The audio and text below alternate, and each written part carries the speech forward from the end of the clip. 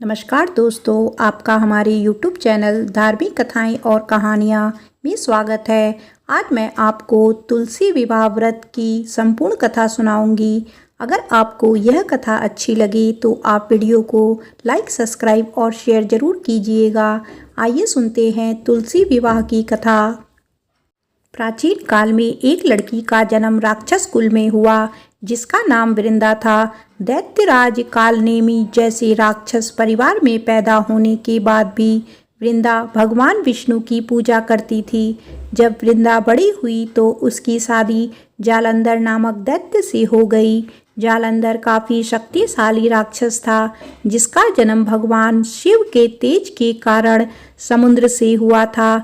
बलवान होने के कारण जालंधर को दैत्यों का राजा बनाया गया। वृंदा से शादी के बाद जालंधर की शक्ति और पराक्रम बढ़ता ही गया।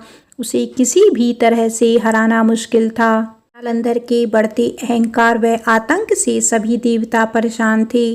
जालंधर की बढ़ती ताकत के पीछे उसकी पत्नी वृंदा की विष्णु भक्ति और सतीत्व था।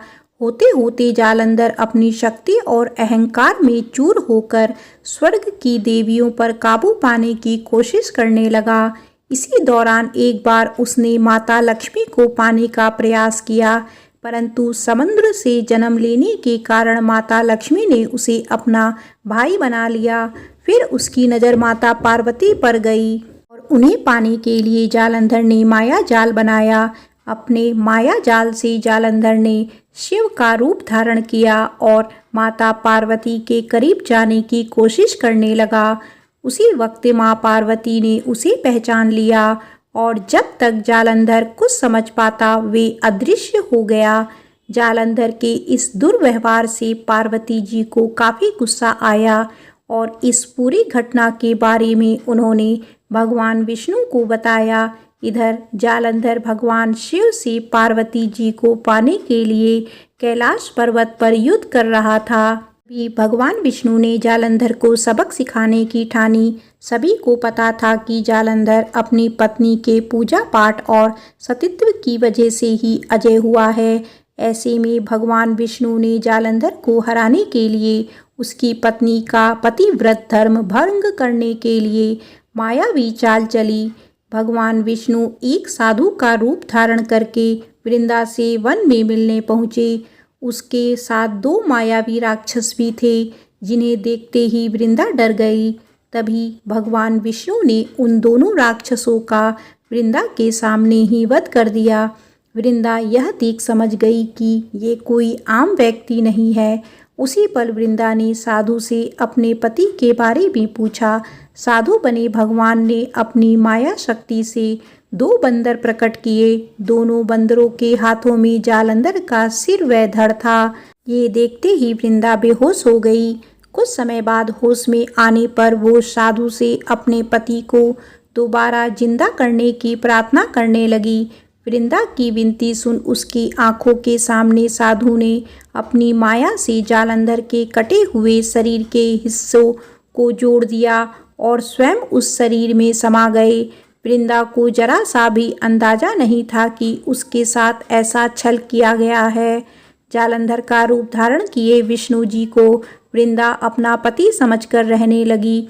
वृंदा के ऐसे करने से उसका सतीत्व भंग हो गया, जिसके बाद जालंधर कैलाश पर्वत पे युद्ध हार गया। जब वृंदा को यह सच पता चला तो उसने गुस्से में विष्णु भगवान को पत्थर बनने का श्राप दे दिया। इस घटना के बाद वृंदा स्वयं सती हो गई। जिस स्थान पर वह भस्म हुई वहां तुलसी का पौधा प्रकट हुआ। विष्णु भगवान वृंदा की पति भक्ति से प्रसन्न हुए और उन्होंने कहा, हे वृंदा, तुम्हारी पति भक्ति देखने के बाद तुम मुझे प्रिय लगने लगी हो। अब सदैव तुम मेरे साथ तुलसी के रूप में रहोगी। तुम्हारे तुलसी रूप का जो भी व्यक्ति मेरी शालिग्राम के साथ विवाह कराएगा उसे 1000 गुना यश व पुण्य प्राप्त होगा। जिस भी मनुष्य के घर तुलसी का वास होगा उस घर में कभी भी असमय यमदूत नहीं आएंगे। आगे भगवान ने कहा, तुलसी के पौधे की पूजा करने वालों को गंगा व नर्मदा में स्नान करने के बराबर पुण्य प्राप्त होगा। संसार में चाहे कोई भी मनुष्य कितना भी दुष्ट क्यों ना हो, कितने भी पाप क्यों ना किए हो, मृत्यु के दौरान उसके मुंह में तुलसी और गंगा जल अवश्य दिया जाएगा। इससे वह अपने पापों से मुक्त होकर वैकुंठ धाम जाएगा। इसके अलावा जो व्यक्ति तुलसी व आंवले के पेड़ की छाया में पितरों का श्राद्ध करेगा, उसके पितरों को मोक्ष मिलेगा। प्रेम से बोलो तुलसी माता की जय, विष्णु भगवान की जय। आइए सुनते हैं तुलसी माता की कहानी। एक बुढ़िया थी जो कार्तिक माह में तुलसी को सींचने जाती थी, और जब वह जाती तो तुलसी माता से कहती कि हे तुलसी माता, सत की दाता, मैं तेरा बिरवा सींचती हूँ, मुझे बहू दे, पीले रंग की धोती दे, मीठा ग्रास दे, वैकुंठ में वास दे, अच्छी मौत दे, चंदन का काठ दे, अच्छा राज दे, खाने को दाल भात दे, और 11 के दिन कृष्ण का कांधा दे। बुढ़िया माँ की यह बातें सुन तुलसी माता सूखने लगी।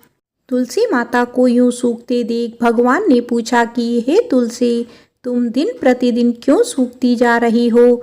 तुलसी माता ने कहा कि बस मेरे मन की मत पूछो। भगवान ने कहा कि मैं नहीं पूछूंगा तो कौन पूछेगा? इस पर तुलसी माता कहती है कि एक बुढ़िया आती है और अपनी बात कहकर चली जाती है, मैं उसकी सभी बातें पूरी कर दूंगी, लेकिन कृष्ण का कांधा कहाँ से लाऊंगी? भगवान कृष्ण बोले कि वह मरेगी तो अपने आप ही कांधा देने आऊँगा, तुम बुढ़िया माई से यह बात कह देना। इसके बाद बुढ़िया मर गई। बुढ़िया के मरने पर सारा गांव इकट्ठा हो गया और उसका अंतिम संस्कार आने पर उसे उठाने लगे, लेकिन वह बहुत भारी हो गई, जिससे उसकी अर्थी टस से मस नहीं हुई। सभी बोले कि यह तो बहुत संस्कारी थी, बहुत पूजा पाठ करती थी, कोई पाप नहीं किया, फिर यह इतनी भारी कैसे हो गई?